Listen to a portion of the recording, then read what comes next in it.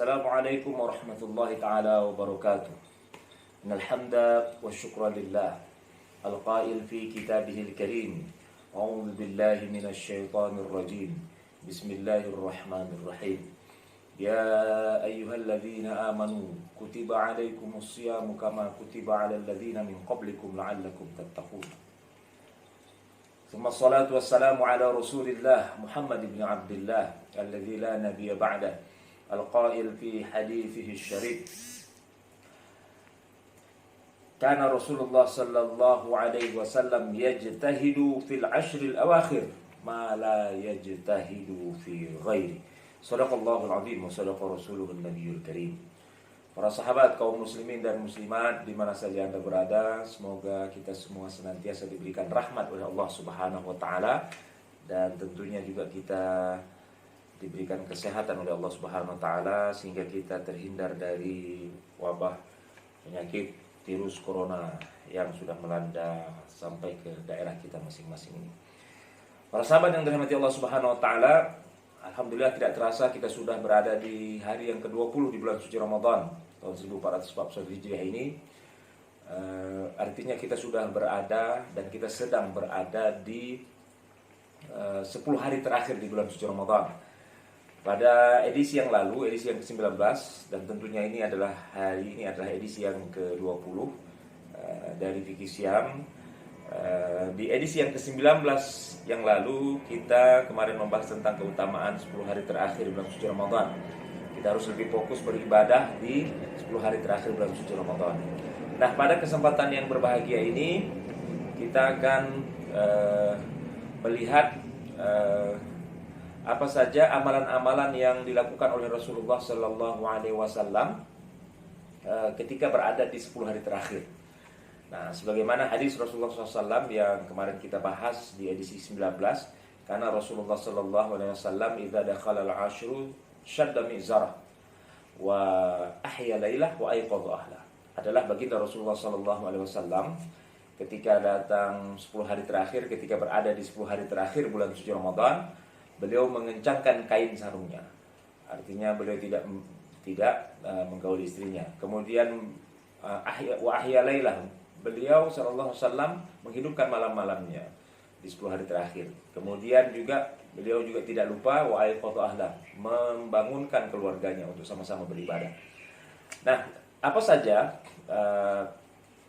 amalan-amalan yang dilakukan oleh Rasulullah sallallahu alaihi wasallam? Kalau dari hadis tadi kita lihat bahwasanya yang pertama, bahwasanya Nabi SAW mengencangkan kainnya. Maksudnya adalah beliau menjauhkan diri dari untuk menggauli istri-istrinya. Nah, ini diriwayatkan oleh ada hadis yang diriwayatkan oleh dari Anas radhiyallahu anhu, disebutkan wa tawa firasyahu wa'tazalan nisa. Rasulullah sallallahu alaihi wasallam beliau melipat tempat tidurnya dan menjauhi istri-istrinya. Artinya Rasulullah sallallahu alaihi wasallam tidak menggauli istri-istri beliau ketika berada di 10 hari terakhir. Ini yang dimaksudkan dengan mengencangkan kain sarungnya. Rasulullah sallallahu alaihi wasallam, kenapa? Karena Rasulullah SAW beriktikaf di masjid. Rasulullah beriktikaf di masjid, dan ini termasuk nanti kita akan bahas masalah iktikaf. Nah, di malam 10 hari terakhir beliau beriktikaf. Jelas memang tidak diperkenankan ketika beriktikaf itu untuk mendekati istri-istri ketika berada di dalam masjid. Nah, para sahabat yang dirahmati Allah SWT, itu yang pertama. Kemudian yang kedua adalah Rasulullah SAW menghidupkan malamnya. Nah, bagaimana Rasulullah SAW menghidupkan malamnya? Apa saja amalan-amalannya? Nah, berkaitan dengan menghidupkan malam ini bisa saja mengandung arti atau kemungkinan bahwa beliau SAW menghidupkan malamnya seluruh malamnya, ya, menghidupkan seluruh malamnya. Nah, bisa juga kemungkinan beliau menghidupkan sebagian besar, sebagian besar daripadanya. Artinya tidak seluruh malamnya, tetapi sebahagian besarnya beliau hidupkan malamnya. Artinya beliau beribadah. Ya, sebagaimana hadis Rasulullah SAW dari Aisyah radhiyallahu anha, ma'alimtuhu sallallahu alaihi wasallam qama lailatan hatta shalah. Aku tidak pernah mengetahui Rasulullah SAW salat malam hingga pagi. Nah, diriwayatkan dalam hadis marfu dari Abu Ja'far Muhammad bin Ali radhiyallahu anhu, Rasulullah sallallahu alaihi wasallam bersabda, "Man adraka ramadhana sahihan muslima fa shama naharahu wa shalla wirdan min lailihi wa ghadda basarahu wa hafidha farjahu wa lisanahu wa yadahu wa hafadha ala salatihi fil jama'ah wa bakkara ila jum'ihi faqad shama ash-shahra wastakmala al-ajra wa adraka lailatal qadri wa faza bi jaizatir rabb tabaraka wa ta'ala." Qala Abu Ja'far, jaizatun la tushbihu jawaizal umara. Rawahu Ibnu Abi Dunya. Artinya barang siapa mendapati Ramadan dalam keadaan sehat dan sebagai seorang muslim, lalu puasa pada siang harinya dan melakukan sholat pada sebahagian malamnya, juga menundukkan pandangannya, menjaga kemaluan lisan dan tangannya, dan menjaga sholatnya secara berjamaah, dan bersegera berangkat untuk sholat Jumat, sungguh ia telah puasa sebulan penuh, menerima pahala yang sempurna, mendapatkan Lailatul Qadar, serta beruntung dengan hadiah dari Tuhan yang Maha Tinggi. Kemudian Abu Ja'far berkata, hadiah yang tidak serupa dengan hadiah-hadiah para penguasa. Hadis riwayat Ibnu Abi Dunya. Subhanallah. Inilah yang Rasulullah SAW lakukan ketika menghidupkan malam-malamnya.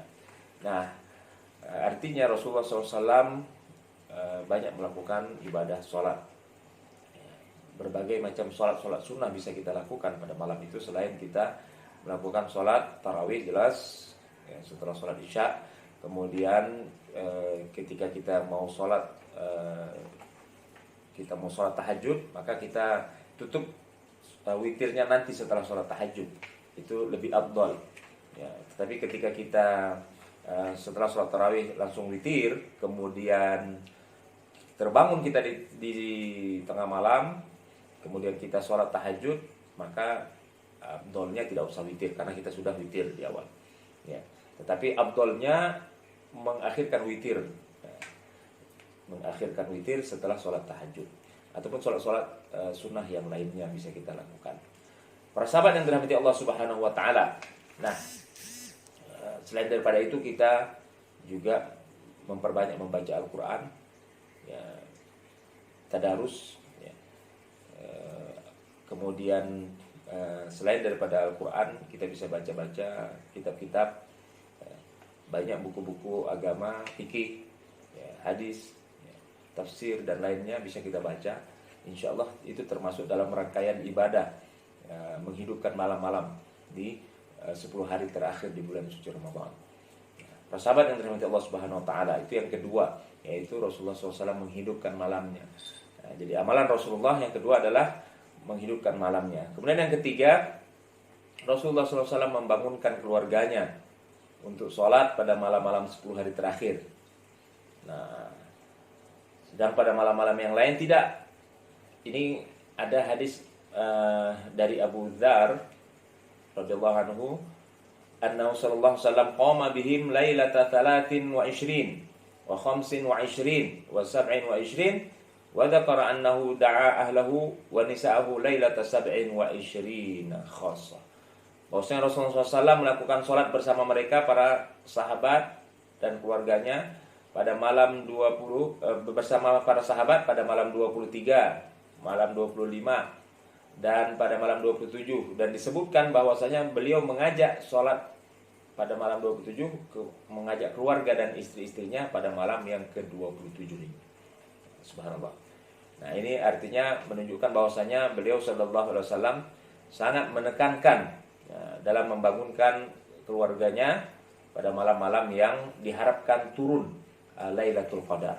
Nah, memang sebagaimana kita sampaikan di edisi yang lalu, edisi 19, kenapa Rasulullah SAW fokus beribadah di 10 hari terakhir karena Rasulullah SAW ingin mengejar malam Lailatul Qadar. Di hadis riwayat At-Tabrani, Rasulullah SAW meriwayatkan, Imam At-Tabrani meriwayatkan dari Ali radhiyallahu anhu, Rasulullah SAW bersabda, "Kana sallallahu alaihi wasallam yuqidhu ahlahu fil ashril awakhir min Ramadan wa kullu saghirin wa kabirin yutiqus shalah."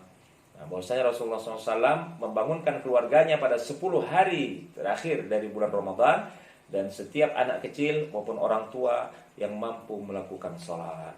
Nah, di dalam hadis sahih lagi yang diriwayatkan oleh Imam Al-Bukhari dan Imam Muslim, kana yatruku Fatimah wa Aliyan laila fayaqulu ala taqumani fatusalliyani.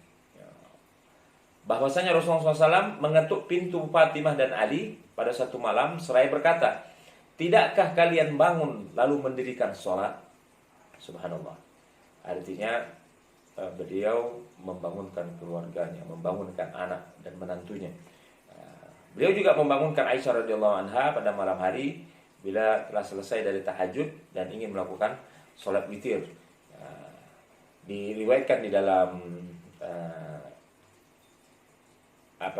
diriwayatkan di dalam hadis Abu Daud dan lainnya, bahwasanya adanya targhib, dorongan, semangat ya, agar salah seorang suami istri membangunkan yang lain untuk melakukan sholat serta memercikkan air di wajah bila susah mau bangun.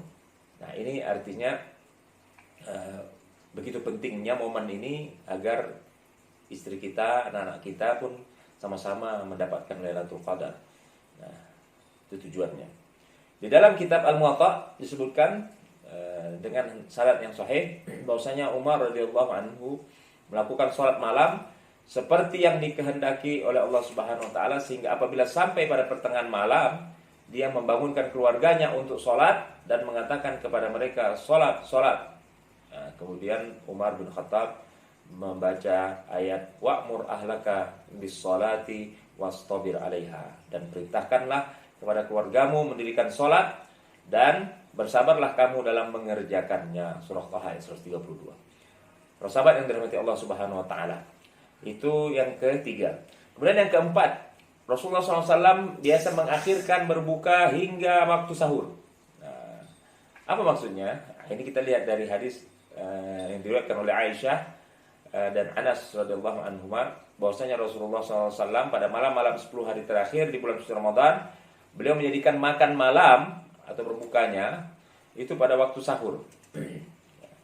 Artinya Rasulullah tidak banyak makan, cukup kurma saja, tidak makan yang berat-berat di ketika berbuka, tetapi makan beratnya itu ketika sahur. Kenapa? Karena Rasulullah SAW beribadah, full ibadahnya. Nah, kita lihat dalam hadis marfu dari Abu Sa'id radhiyallahu anhu, ia berkata, "La tuwasilu fa ayyukum arada ayyuwasila falyuwasil ila sahar." Qalu fa innaka tuwasil ya Rasulullah sallallahu alaihi wasallam. Qal inni lastu kahayatikum inni abitu li mut'imun yut'imuni wasaqin yusqini. Subhanallah. Janganlah kalian menyambung puasa. Jika salah seorang dari kamu ingin menyambung puasanya, maka hendaklah ia menyambung hingga waktu sahur saja. Mereka bertanya, "Sesungguhnya engkau menyambungnya, wahai Rasulullah?" Beliau menjawab, "Sesungguhnya aku tidak seperti kalian. Sesungguhnya pada malam hari ada yang memberikan aku makan dan ada yang memberikan minum." Subhanallah. Hadis riwayat Imam Al-Bukhari. Nah, ini menunjukkan bahwasanya apa yang dibukakan Allah Subhanahu wa taala atas beliau dalam puasanya, dalam kesendiriannya dengan Tuhannya, oleh sebab munajat dan zikirnya yang lahir dari kelembutan dan kesucian hati beliau. Karena itulah sehingga hati beliau dipenuhi dengan al-ma'rifatul ilahiyah, pengetahuan tentang Tuhan, dan al-minnatul rabbaniyah, anugerah dari Tuhan, sehingga bisa mengenyangkan dan tidak lagi memerlukan makan dan minum. Ini khususiyat Rasul sallallahu alaihi wasallam, khusus bagi baginda Rasulullah SAW. Kemudian yang kelima, mandi antara maghrib dan isya. Ibnu Abi Hatim meriwayatkan dari Aisyah radhiyallahu anha, karena Rasulullah sallallahu alaihi wasallam idza kana fi Ramadan nama wa qam. Fa idza dakhala al-'ashru shadda al-mi'zar wajtanaba an-nisa waghtasala bainal isya'ain, yakni al-maghrib wal isya. Rasulullah SAW jika bulan Ramadan seperti biasa beliau tidur dan bangun, dan manakala memasuki 10 hari terakhir beliau mengencangkan kainnya dan menjauhkan diri dari menggauli istri-istrinya serta mandi antara maghrib dan isya. Subhanallah. Nah, Ibnu Jarir rahimahullah berkata, mereka menyukai mandi pada setiap malam dari malam-malam 10 hari terakhir. Di antara mereka ada yang mandi dan menggunakan wewangian pada malam-malam yang paling diharapkan turunnya Lailatul Qadar.